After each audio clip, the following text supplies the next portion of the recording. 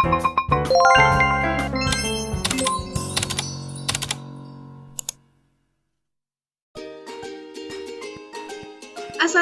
warahmatullahi wabarakatuh. Halo semuanya, kembali lagi dengan aku Irma Febriliana dari Departemen Ilmu Administrasi Negara, Fakultas Ilmu Sosial Universitas Negeri Padang. Baiklah, kali ini kita akan membahas tentang konflik dalam pengembangan organisasi. Langsung saja, yang pertama kita masuk kepada konflik kerja. Jadi, konflik adalah persaingan yang kurang sehat berdasarkan ambisi dan sikap emosional dalam memperoleh kemenangan.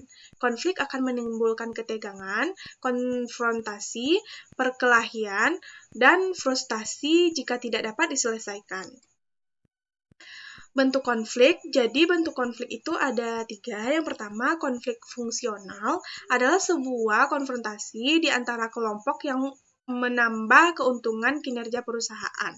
Yang kedua, konflik disfungsional, setiap atau interaksi di antara kelompok yang merugikan perusahaan atau menghalangi pencapaian tujuan dari perusahaan. Dan yang ketiga, konflik dan kinerja perusahaan. Konflik dapat mempunyai dampak positif ataupun negatif terhadap kinerja perusahaan. Itu tergantung pada sifat konflik dan bagaimana konflik itu dikelola. Untuk setiap perusahaan, tingkat optimal konflik yang terjadi dapat dianggap sangat berguna membantu kinerja keberhasilan yang positif. Di suatu pihak, ketika tingkat konflik terlalu rendah, kinerjanya akan buruk. Jenis-jenis konflik, pertama, konflik dalam diri seseorang, konflik antar individu, konflik antar anggota kelompok, konflik antar kelompok, konflik intraperusahaan, dan konflik antar perusahaan. Faktor-faktor timbulnya konflik yang pertama yaitu adanya perbedaan tujuan, ego manusia, kenutuhan, perbedaan pendapat, salah paham, perasaan yang sensitif. Kebaikan persaingan, jadi terdapat kebaikan dari persaingan yaitu evaluasi atau introspeksi diri demi kemajuan. Yang kedua, moral kerja atau presentasinya akan meningkat. Yang ketiga, berani maju karena persaingan.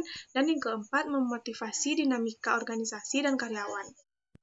Keburukan dari persaingan, yang pertama, kerjasama kurang harmonis, memotivasi sifat ego karyawan, adanya sikap a priori karyawan, dan meningkatkan absen atau turnover karyawan. Dan selanjutnya itu strategi penanggulangan konflik. Yang pertama yaitu pemecahan masalah. Dalam strategi pemecahan persoalan diambil satu asumsi bahwa semua pihak mempunyai kepentingan untuk menguranginya. Konflik yang terjadi. Maka perlu dicari ukuran yang dapat digunakan untuk memuaskan pihak yang terlibat konflik tersebut, yaitu memecahkan persoalan. Ini berusaha mengurangi konflik melalui pertemuan tatap muka masing-masing pihak yang bertentangan, yang tujuannya untuk mengidentifikasi dan memecahkan persoalan serta mengumpulkan data, informasi yang relevan sampai mencapai keputusan. Yang kedua, strateginya itu musyawarah. Sebelum melakukan musyawarah terlebih dahulu, harus ditentukan dulu apa yang menjadi persoalan dalam konflik itu. Selanjutnya, kedua belah pihak yang bertingkai mengadakan pembahasan untuk mendapatkan titik temu dari konflik itu. Sehingga tercapailah suatu konsensus bersama sehingga konflik atau pertentangan itu tidak dapat terjadi lagi.